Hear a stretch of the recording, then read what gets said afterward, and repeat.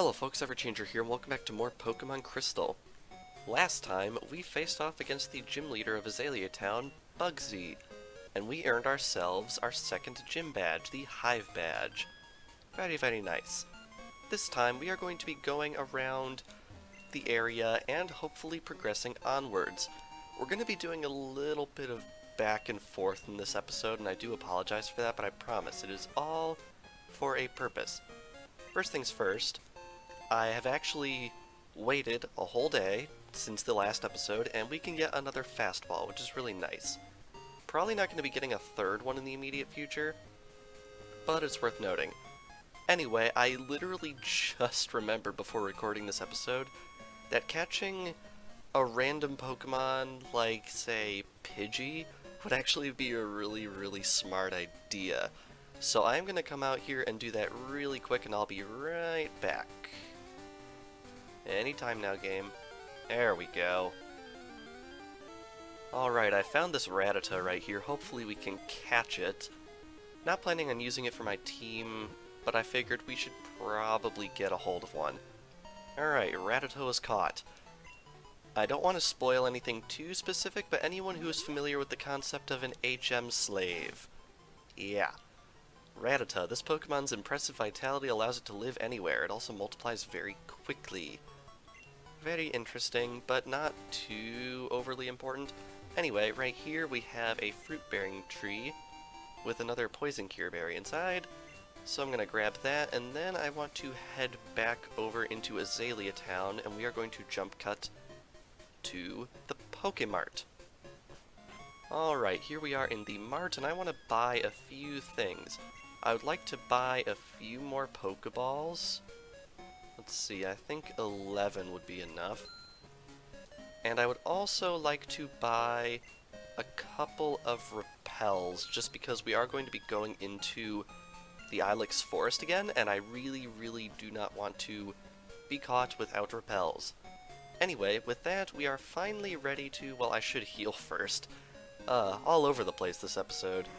Alright, now that we are fully healed, now I would like to go into the Ilex Forest. Since we have defeated Silver, he will no longer stop us, so we may head right on through. And I would like to use a repel pretty much immediately, because there are wild Pokemon in here, just like a cave, as I mentioned in a previous video. I want to say it was episode 10, maybe even 9, I don't remember. But anyway, let's head right on through here, and we have this kid who was not here before. Oh man, my boss is going to be steaming. The Farfetch'd that cuts trees for charcoal took off on me. I can't go looking for it here in the Ilex Forest.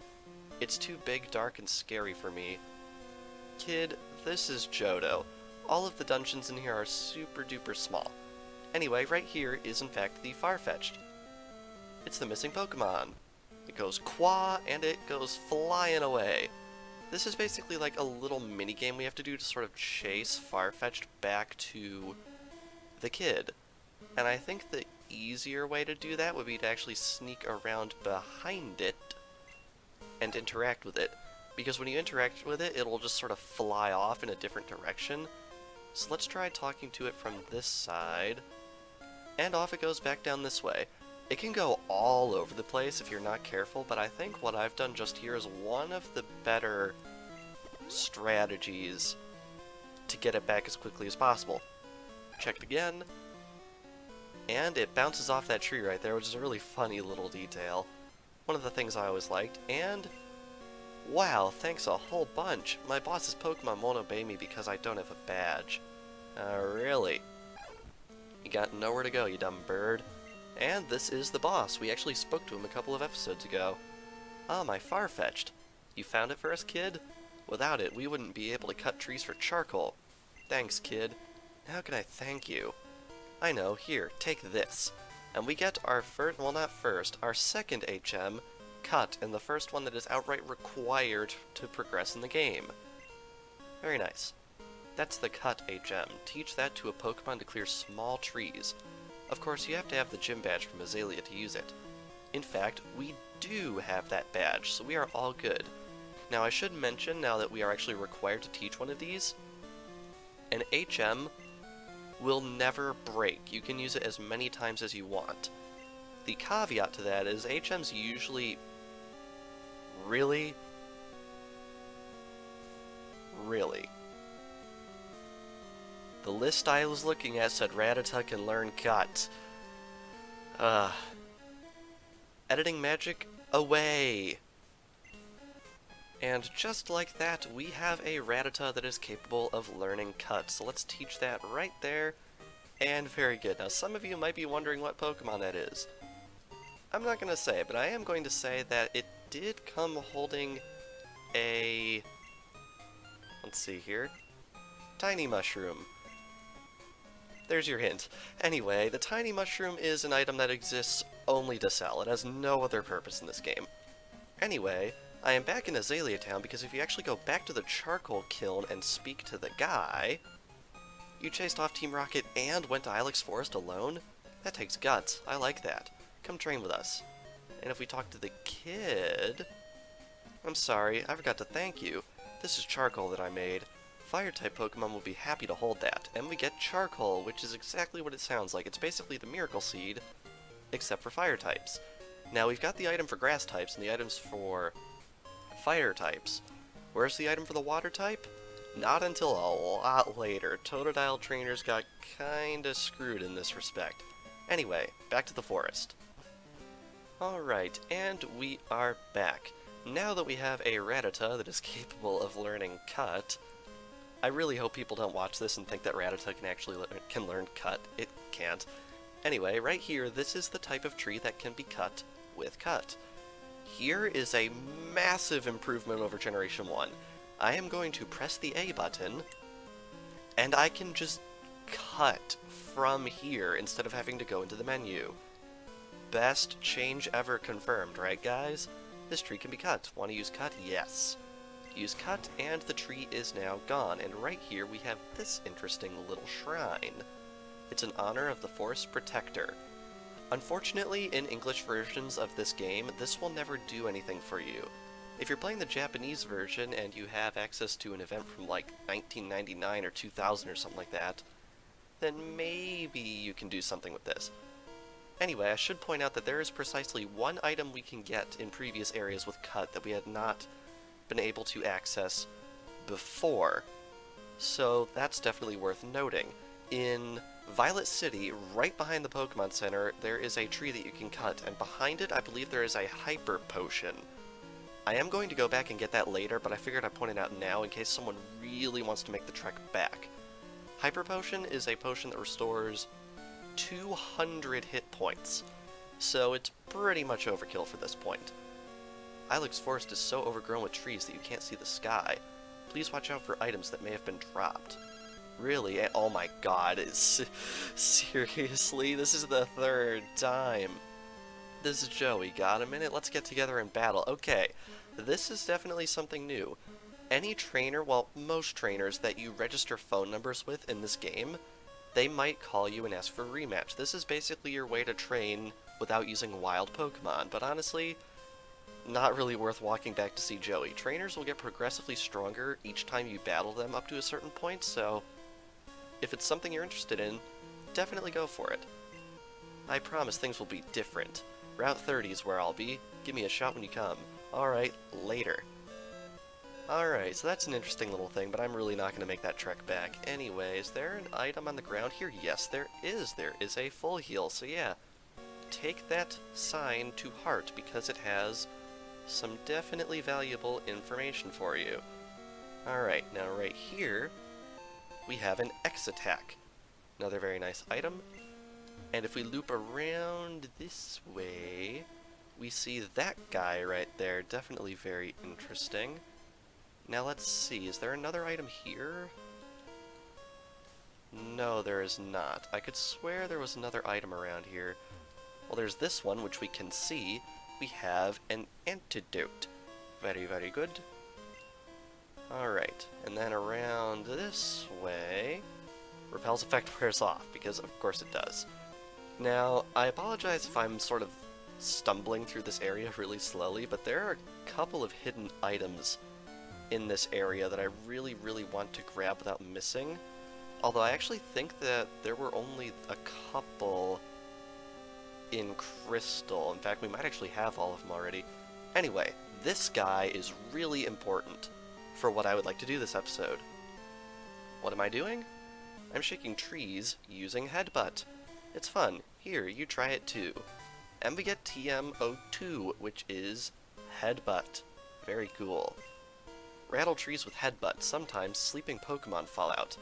Headbutt is a field use item that is not an HM, which is really, really cool. So if you teach Headbutt to a Pokemon, you may use Headbutt on these little trees. In Generation 2, this will only work on these little trees, aka the trees that you see in the sides of the screen right now, because I made a fancy little sidebar with them. I would like to teach that to a Pokemon, if you do not mind. So I'm going to go in here, and we are going to try and teach it to someone. Alright, unfortunately Rattata is not able to learn Headbutt, but Headbutt is actually a decently high-powered normal-type move. I believe it has a chance of flinching, but is slightly inaccurate. But I think we'll teach it to Croconaw, actually. So I think we're going to get rid of Rage, I think. Just because, like, you've seen me try and use Rage. I've only used it, like, once or twice. And I think Headbutt would probably be the better move. Anyway, there are certain types of Pokemon that you can catch by headbutting trees, and these types of Pokemon differ by area. Now, it's worth noting, there are 2 encounter tables for each area for Headbutt, and the trees in the overworld will randomly choose one of these 2 encounter tables to draw from. It will randomly generate it based on the position of the tree in the overworld, and by your trainer ID number. So make sure to keep that in mind. If you're whacking a single tree and you're trying to find a Pokemon, you can't find it, try moving to another one. It might make things a little bit easier. Anyway, here in Ilex Forest, if you headbutt one of these trees, you have a chance of finding Pineco, which will later evolve into Fortress. If you backtrack to Azalea Town, you may find Heracross and Apom, and if you backtrack all the way to Route 32, you can find Execute, which is really, really cool. Now, I actually want to backtrack to Azalea Town to catch one of those 2 Pokemon I mentioned. I'm sure you can guess which one. So we are going to do the magical Fade to White Warp Edit Magic thing. Alrighty, here we are in Azalea Town, and as you can see, it is actually nighttime right now. So yeah, can you imagine how long it took me to find our new model Rattata? Anyway, if you walk up to a tree and interact with it with a Pokemon that knows Headbutt in your party, a Pokemon could be in this tree. Want to headbutt it? Absolutely. Croconaw did a headbutt. And the tree will shake, and we will get a wild encounter. Very, very neat little mechanic right here. This is a Spearow. It fell out of the tree. Now you'll notice it didn't make a sound. That is because it fell out of the tree asleep, which is really, really funny. I like that kind of idea. Any kind of Pokemon that you could find with Headbutt might fall out of the tree completely unconscious. Not knocked out, just asleep. So, yeah, it makes things a little easier for you. Unfortunately, Spearow is not the Pokemon I want, so we are going to be running away from this one and seeing if we can find the one I want to catch. Bye-bye, Spearow. Also worth noting, I actually missed a hidden item in this area when we came here the first time. Let's see if I can find it. It's around here somewhere. Where is it? Come on. I know you're here. Bulbapedia told me you're here, so it must be true, right? Right? Aha! There it is. I don't know why I missed it the first time. I could have sworn I checked it. Oh well. Anyway, back to headbutting, because we still don't have that Pokemon I want. And nothing. Magical jump cut away again. Aha! There we go. I would like to catch a Heracross. Now, it is worth noting, I should also point out that if a tree does not yield a wild Pokemon encounter, it never will. And if it does yield a wild encounter, it always will. At least That's how I understood it if I read the mathematics behind it correctly. Anyway, I do indeed want to catch this Heracross. Heracross is an interesting Pokemon because it's one of very few, in fact it might be the only one, that is bug and fighting type. It's definitely the only one in this generation. I forget off the top of my head if there's another one that was introduced later. Anyway, it looks like, oh my god. Try number 2 is a go, and once again this Heracross is indeed awake, which is a little frustrating. But yeah, it's looking like it can probably take a bite from my Zubat and be okay. Oh yeah, it's fine. It's completely fine. In fact, I think switching Pokemon would probably be a good idea. So we're going to switch over to Croconaw, and I really hope this thing doesn't flee, because that is annoying to say the least. I was not aware that Heracross was a flight-prone Pokemon. Hey, I guess I just got quote-unquote lucky. Alright, third time's a charm, and once again it is awake. Alright, let's try and water gun this thing this time, and if it flees first turn, I swear. I was not expecting to have this much trouble, but I guess there always has to be that one that's always just a thorn in your side, or in this case a horn attack in your side. Anyway, let's go into our Pokeballs and finally actually chuck one at this thing, because my word, this is attempt number 3 and this is the first ball I've even thrown. Oh good. Every time it starts printing enemy Heracross, I'm like, please don't have fled, please don't have fled. Alright. Come on. I have faith in you. 1. Ugh. Well, it's still here. Let's try a Great Ball. Maybe that's the better move here. Great Balls and Pokeballs and all the different varieties of Pokeballs don't make any difference in this game. They don't display on the status screen or anything like that. So once you use it, there is no way to tell what Pokeball a Pokemon was caught with. So anyone who's worried about the cosmetics of the whole thing, like I sometimes am when I'm playing the game, you really don't have to worry about that. Now please, please, please, please, please catch this thing. I do not want to go to attempt number 4. Really? You know, maybe the fastball might be good, since apparently this Pokemon is prone to fleeing. Let's give it a shot. As you can see, it is blue for some reason, even though we made it with a white apricorn. 1, 2, and of course. Come on. This was supposed to be easy. It's level 10. Come on, just give it to me. 1, 2. What is this game? Like, look at its HP. It is like a little sliver. I could not weaken this thing anymore if I wanted to. So yeah, our fastballs are gone, so oh well for that. Let's try our Great Ball. Why couldn't have you just fallen out of the tree asleep? That would have made things so much easier. So much easier. But yeah, I guess the fact that it's proving difficult to catch means it's a good Pokemon, and it is. It's one of the best Pokemon in the game that I, for some reason, have never used before, but I really wanted to use one this time, and it seems the game is just really not wanting to give me that opportunity, because my Croconaw is level 20 and is almost down from this thing because we can't freaking catch it.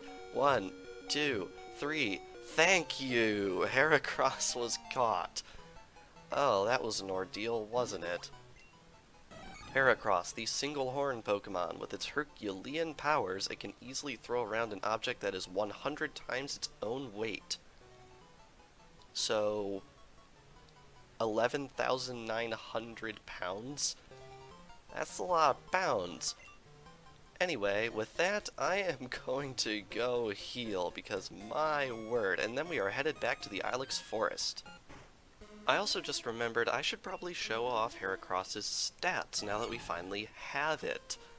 So as you can see, it is level 10, bug fighting type, very good. It knows Tackle, Leer, and Horn Attack, which is pretty nice. Horn Attack, as far as I know, is just a stronger version of Tackle, basically, which we can always work with. And there are its stats. As you can see, it's got a very high attack stat, and it's also slightly specially defensive, which is interesting. Anyway, we are right back here, right next to the Headbutt guy. I thought that was a good little frame of reference for you. I think there was an item over there, but we grabbed it, and I have to confess something. This recording is 40 minutes long. I don't know how far we are into the actual episode, but I have a feeling it's not very far, just because we've had to cut so much stuff. Like, my word, I have no idea what it is. But this episode is going to be one of those episodes. Anyway, right here, believe it or not, there's actually a trainer for some reason. Don't sneak up on me like that. You frightened a Pokemon away. If I'm not mistaken, I don't think this trainer is in the other games. Not sure why that is, but yeah, we have Bugcatcher Wayne right here, which is a fun name in itself. And I have Heracross out in front because it could use some leveling up. And it has Horn Attack, which is an awesome move. Like, look at that. Almost a straight up one-shot just from this Heracross that we just caught. Now I should point out, Heracross doesn't evolve. It is what you get, which is kind of crazy because Heracross is basically one of those Pokemon that has the strength of a fully evolved Pokemon, but you never have to go through the effort of evolving it, which is really, really cool. And I honestly don't know why I've never used Heracross before. It's just a Pokemon I really, really, really like, but have never actually taken the time to train up. So yeah, this is definitely a first for me. Kinda nervous for it actually, just because Heracross is one of those Pokemon that everyone just talks up, but I don't have the experience of using one. Alright, anyway, believe it or not, that is the only trainer in Ilex Forest. And in fact, we're already done. We are done with Ilex Forest. Yeah. Anyway, this woman right here actually has something for us. Oh, honey, you're making a Pokedex? It must be hard if Pokemon won't appear. Try using this TM. This is TM12, which contains Sweet Scent. Use it wherever Pokemon appear. Pokemon will be enticed by it. If you're in a cave or in grass or in water, and you use that move in the overworld, it will instantly force a wild Pokemon to appear, so you can find lots of wild Pokemon without having to take the time to mess up your D-pad. You can just stand still and Sweet Scent away. Very cool. Anyway, this here is Route 34. Trainer tips. Berry trees grow new berries every day. Make a note of which trees bear which berries, as I have been doing to the viewers. Anyway, Route 34 is another route that has a few trainers on it. I believe there's 6 in total. But anyway, with a new route comes new Pokemon.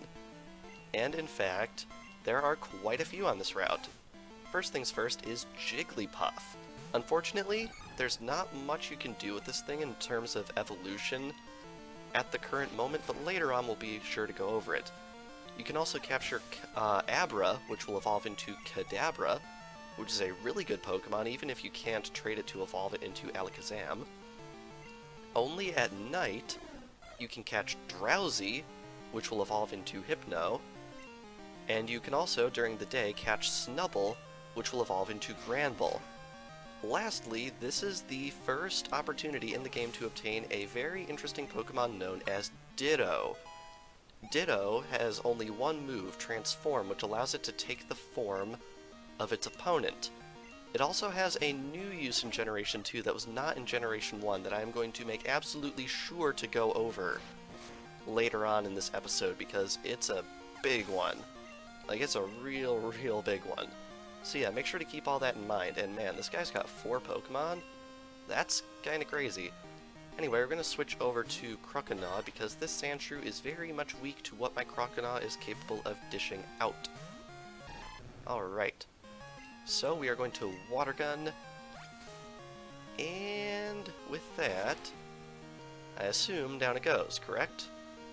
Yeah, very good. Alright. And that is the end of that battle. Very good. It's kind of crazy how far we are into this recording, but I've cut so much, I honestly have no idea how far we are into the actual video itself. So if this one winds up accidentally short or long in editing, I do have to apologize. Anyway, this guy says he just got his Pokemon back from Daycare. Let's see how much stronger it got.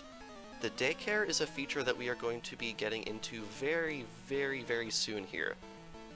It's a feature that was in Generation 1, and the main crux of it is you can leave Pokemon with the Daycare, and they will gain experience at the rate of 1 in-game step equals 1 experience point. Word of warning, every time it levels up and tries to learn a new move, it will always learn that move, and it will randomly overwrite a move that it previously knew. So if your Pokemon has a move that you do not want gotten rid of, leaving your Pokemon in the Daycare might be a risky proposition, so keep that in mind. There is one new thing about the Daycare, however, that we've technically seen previously in this Let's Play that was not in Generation 1, and that's the main attraction of the place. But I'm not going to be discussing that until we actually get there.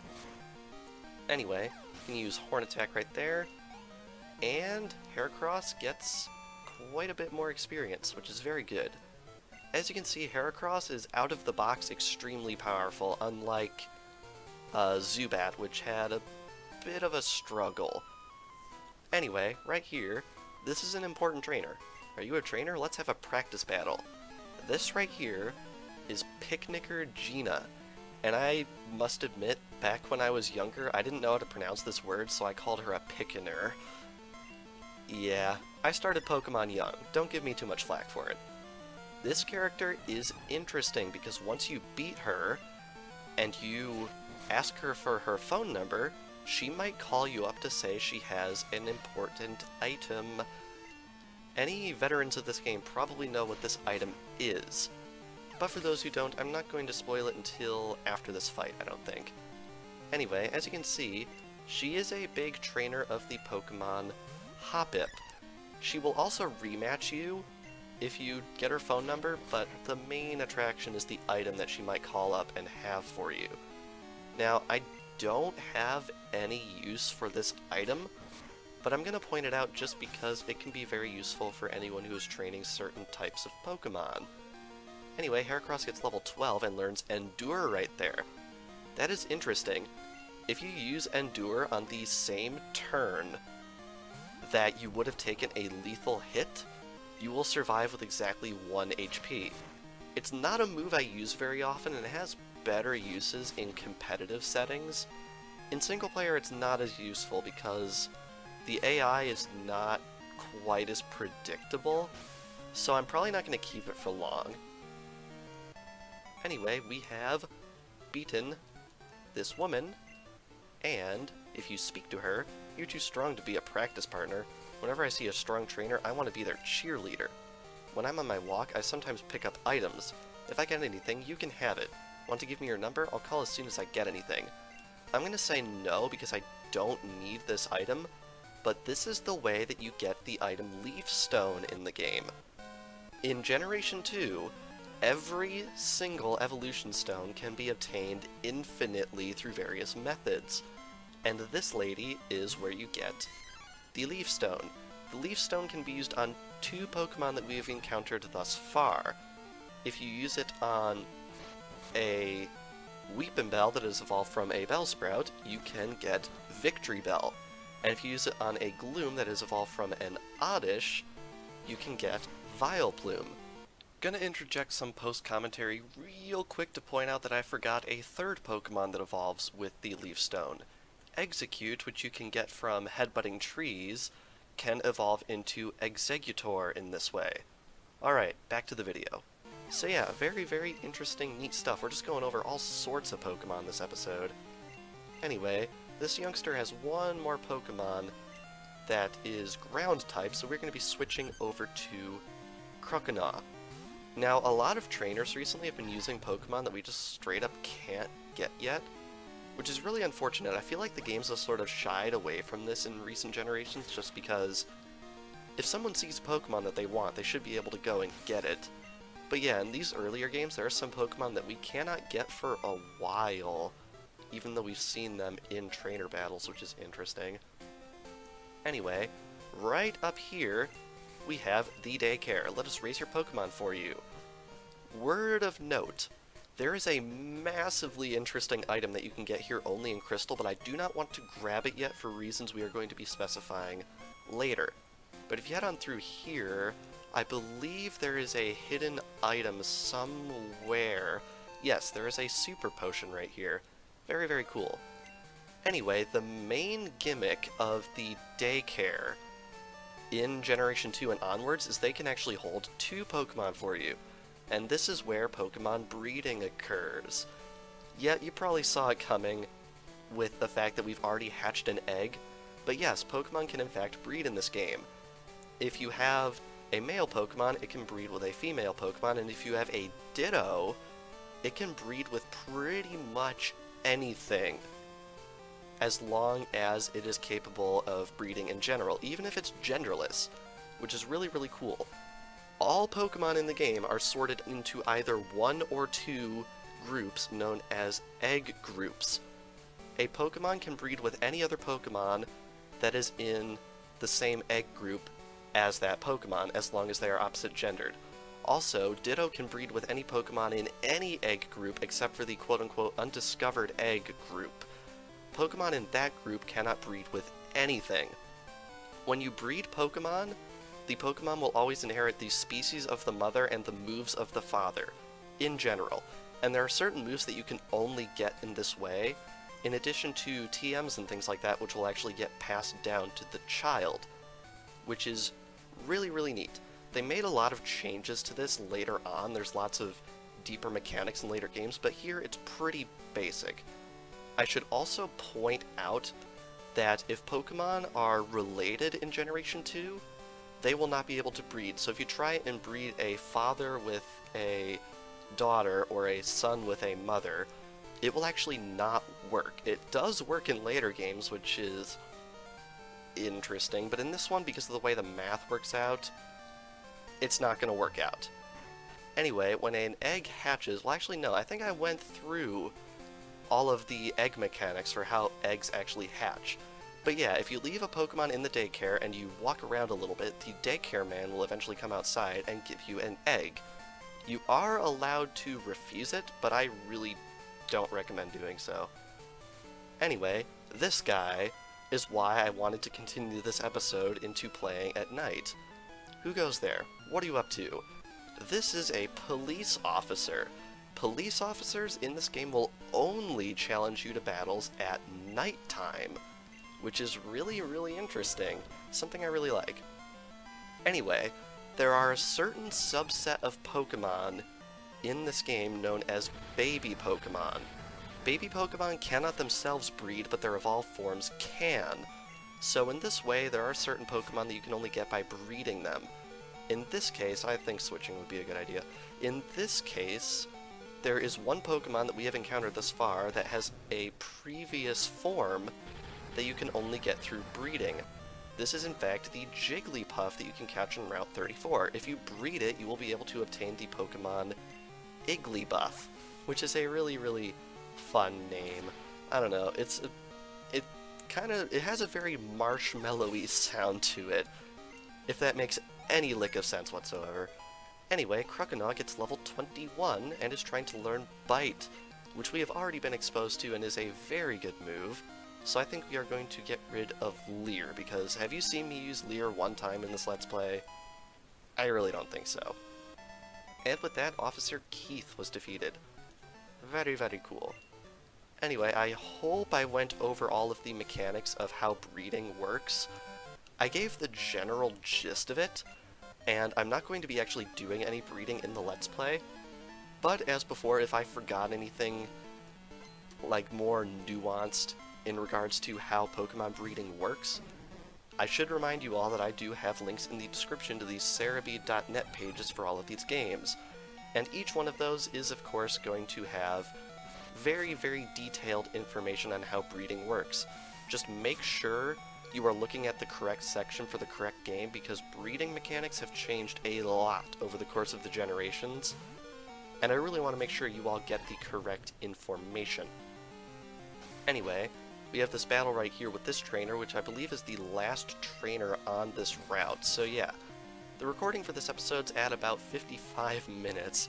So this episode might wind up being over a half hour long. I just don't know because I had to do a lot of cutting for the first half of this episode. So at this point I really have no idea how long it's going to come out to be in editing. So if it's really, really long, I do sincerely apologize. Anyway, what does this sign say? Route 34, Goldenrod City to Azalea Town, Ilex Forest somewhere between. Oh, I love that. Anyway, right up here is in fact Goldenrod City. And right here is the Pokemon Center where I am going to go heal right now. And with that, I think we are going to finally end things off here. So, this past episode of Pokemon Crystal, we made our way through the Ilex Forest, and we got a new team member in the form of Heracross. And we also made it all the way here to Goldenrod City, and we talked a little bit about the ins and outs of Pokemon breeding. And next time on Pokemon Crystal, we are going to be exploring Goldenrod City, and I gotta say, it is a city, let me tell you. And we're also probably going to be checking out something really, really, really cool about the Daycare only in Crystal. Not in Gold or Silver or the remakes, just in Crystal. So yeah, that should be really, really fun. So without further ado, thank you all for watching, and I will see you guys next time.